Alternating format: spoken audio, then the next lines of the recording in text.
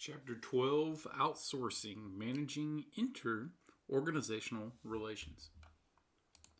So what about outsourcing project work? Well, outsourcing has traditionally been applied to transferring of business functions or processes to largely foreign companies. Examples include customer support, IT, or accounting operations. Outsourcing is now being applied to contracting significant chunks of your project work. For example, Apple and Motorola work closely with manufacturers in China to develop next generation smartphones. Toyota and Daimler Chrysler collaborate with suppliers to develop new automobile platforms. It's not purely international, trade with foreign companies, outsourcing different parts of your project. It can be domestic as well, but the idea is you take a project, which is a team within a corporation, and outsource something to an organization outside of that corporation.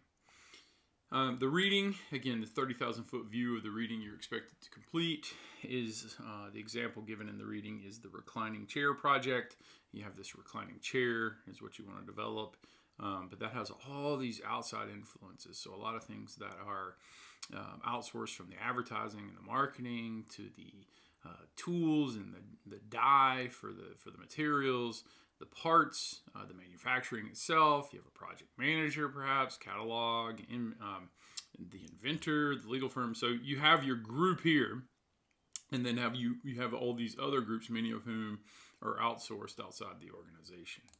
There are some advantages and disadvantages of outsourcing project work. Some advantages are there can be cost reductions, there can be faster project completion, and a higher level of expertise with somebody who, say, specializes in dyeing materials that you can then put on furniture. There is flexibility in that it frees your people up. There's some disadvantages to outsourcing in that there can be a coordination breakdown. It's a little more clunky to coordinate people who are outside of your organization. You lose some control. There's the potential for conflict. There's security issues in that a lot of your ideas are now going outside of your organization and could be intentionally or unintentionally shared with competitors or other companies or whatever.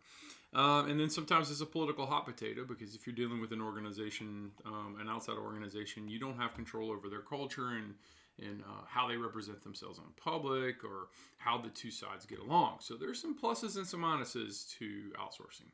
Now, to be able to outsource, you generally have to list what's called a request for proposal, RFP. An RFP has several steps. First, you need a summary of your needs from the outside realm. You're basically trying to hire someone to do something specific, so you have to summarize those needs, and you request the action from them. You have a statement of work, SOW, and that details the scope and major deliverables. There's deliverable specifications, requirements, features, and tasks. You have to be very, very specific here. You list what responsibilities you're trying to outsource to the vendor or even the customer. And you have a project schedule. You're trying to hit your project schedule, so your vendor needs to be able to hit that schedule. You have a cost and payment schedule, so here are the costs, here's how we're going to pay you, that type of thing.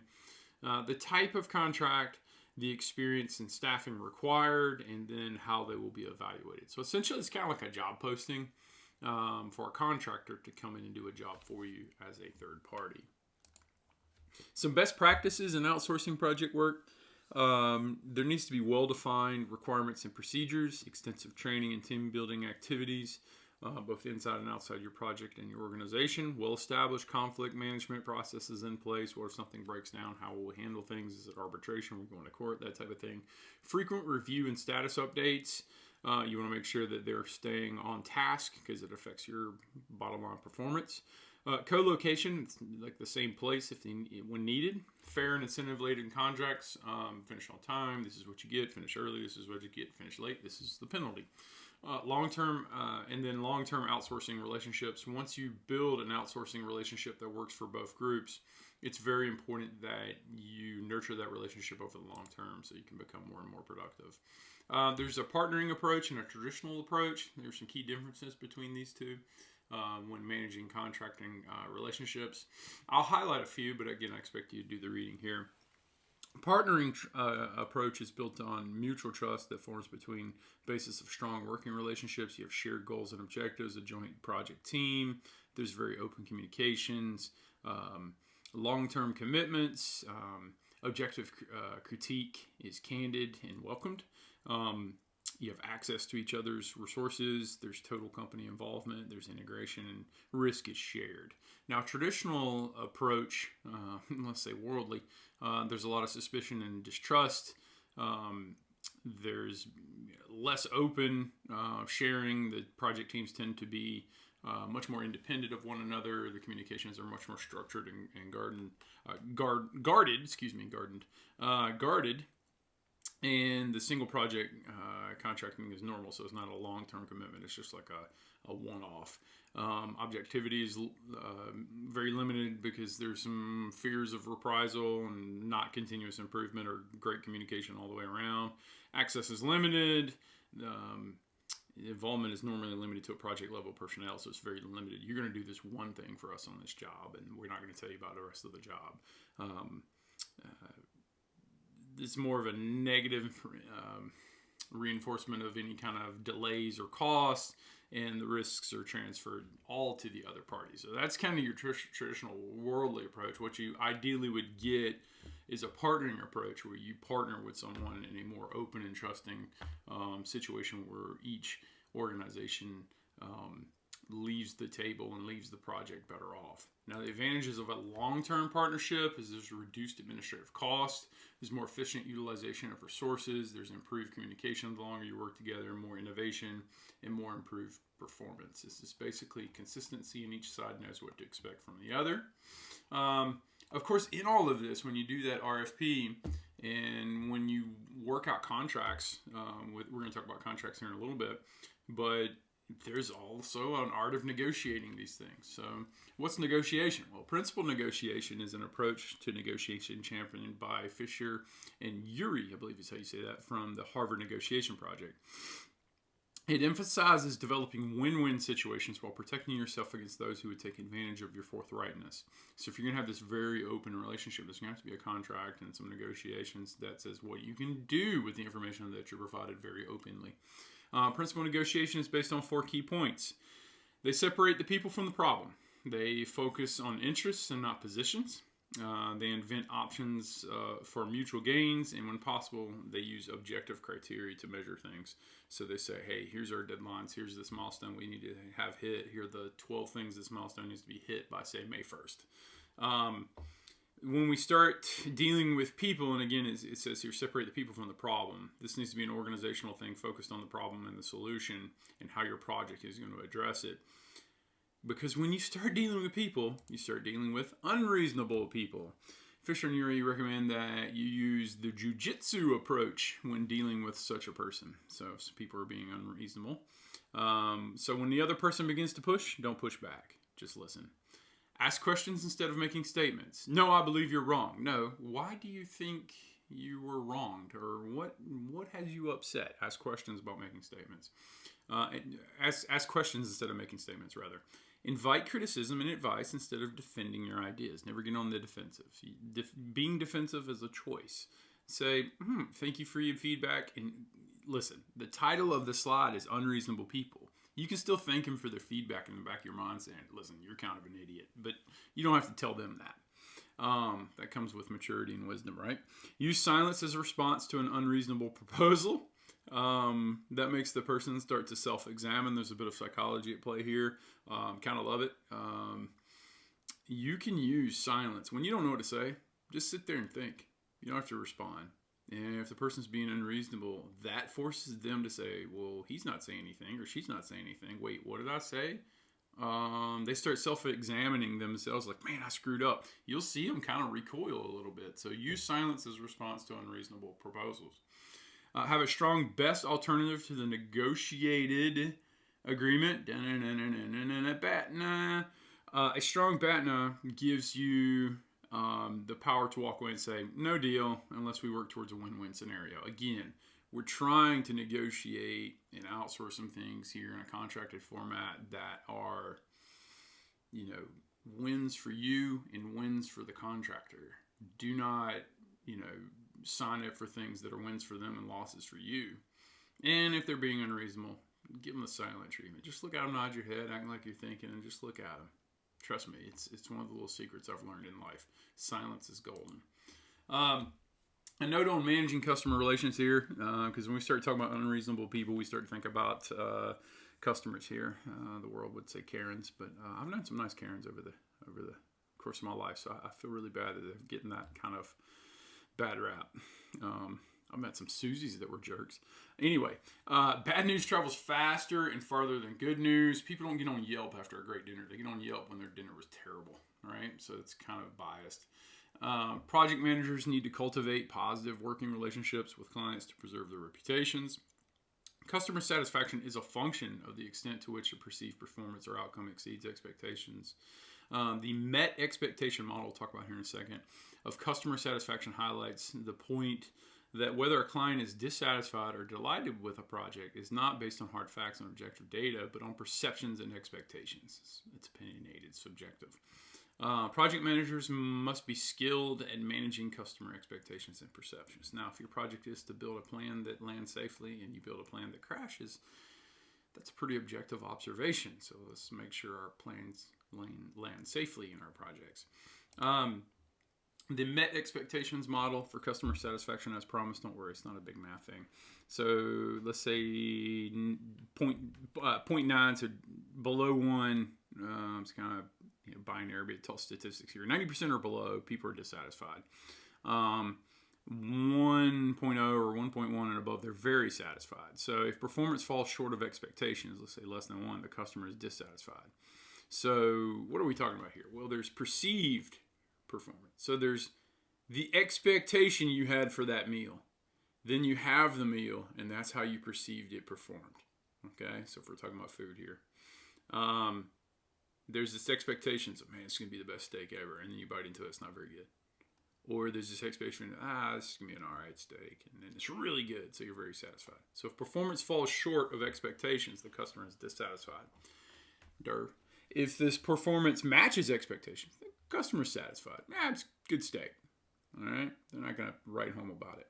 If the performance exceeds expectations, I mean, it's greater than 1, the customer is very satisfied and even delighted. Now, unfortunately, when you look at online reviews, these folks that are short of expectations, their perception is that they're dissatisfied. They tend to get on Yelp more than these folks who are even delighted. It's just how you have to. You can't ignore that as a business, but you just have to be aware of that. So let's manage some customer expectations. Avoid the temptation to oversell the virtues of a project to win approval. Lower customer expectations by underselling projects. Undersell, overdeliver. Work closely with the client organization to develop a well-defined project scope statement. Gotta narrow that thing down. We talked about that in this class. That was a big part of it, right? Narrow that scope, things get easier. Share significant risks of potential problems that might disrupt the project execution. Keep customers abreast of project progress. Handle customer interactions and unexpected problems and setbacks with a competent and professional manner.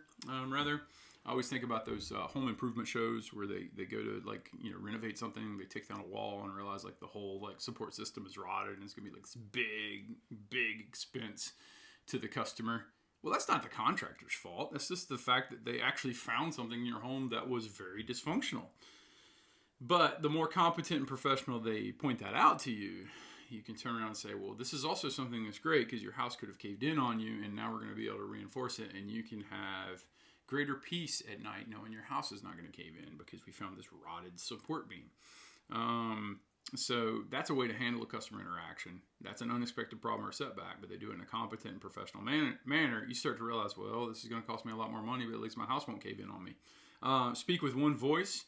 This needs to be a consistent voice. It doesn't literally mean one voice, but your marketing, your advertising needs to be consistent.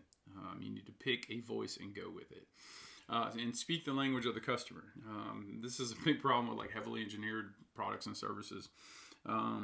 Or if you're presenting in a project management class and you're a really technical engineer and you're presenting to a CEO who's got a marketing background, they're not going to speak the technical engineer language.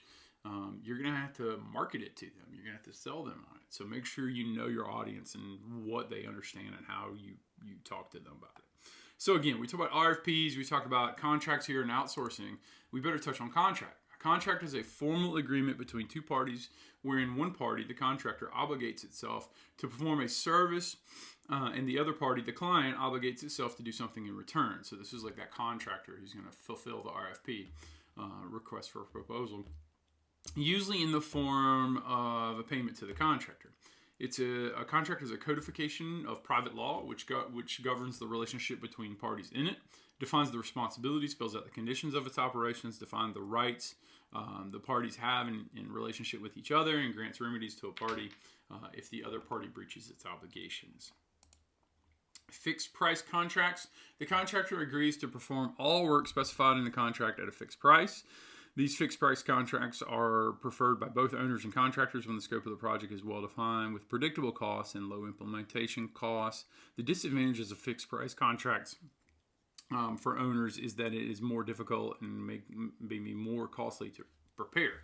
So if everything's set in stone, that's going to take more lawyer hours. That's going to be a more complicated contract, and it's going to have more conditions. While the payment is consistent, and efficient here, it's very consistent. Everybody knows what to expect. What if you did get in that contractor situation and you found something horribly wrong with a support beam in a house? All of a sudden, you've got to adjust this fixed price contract for this additional work. So then it becomes a little clunky to navigate when things change. The primary disadvantage, again, of a fixed price contract for contractors is that they run the risk of underestimating what's going on. They get into the job and they realize, holy smokes, we got a real problem here and this contract's not going to cover it. The contract with long lead times, such as construction and production projects, may include escalation provisions that protect the contractor against external cost increases like materials, labor rates, and overhead expenses. So if this is like you're building a building over 10 years, if you're building like a whole neighborhood or something like that, you really don't want a fixed price contract because, inflation, because supply chain, the price of the inputs change dramatically. So in that situation, when you consider something called cost plus contracts, the contractor is reimbursed for all direct allowable costs, the materials, the labor, the travel, plus additional fees to cover overhead and a set profit rate. Unlike fixed price contracts, cost plus contracts put the burden of risk on the client. So if you're a company looking to build houses over 10 years and you contract with a plumber to put plumbing in all those houses over that 10 years, the onus becomes more of your risk, not the plumber. Because if the plumber commits to one price of PVC in January of 2020, and a lot of stuff happens between here and there, and we're talking January of 2023 or January of 2024, a lot can happen to the price of PVC. So the contract does not indicate what the project is going to cost until the end of the project to allow for those fluctuations. The inherent weakness of a cost plus contract has been compensated for a variety of incentive clauses directed at providing incentives to contractors to control costs. So you also, on the other end, you have to find a way, it gets to be challenging, to get your contractors to control their own costs so they don't just run up costs on you unnecessarily. You also want them to maintain performance and to avoid schedule overruns, indefinitely, because then they can just run up their billing hours. So that was a quick little overview on outsourcing, on RFPs, on contracts, and on how to deal with unreasonable people, be it the customers, your cohorts, or a contractor. Again, 30,000 foot view look at chapter 12, outsourcing, managing interorganizational relations. I'll catch you in the next chapter.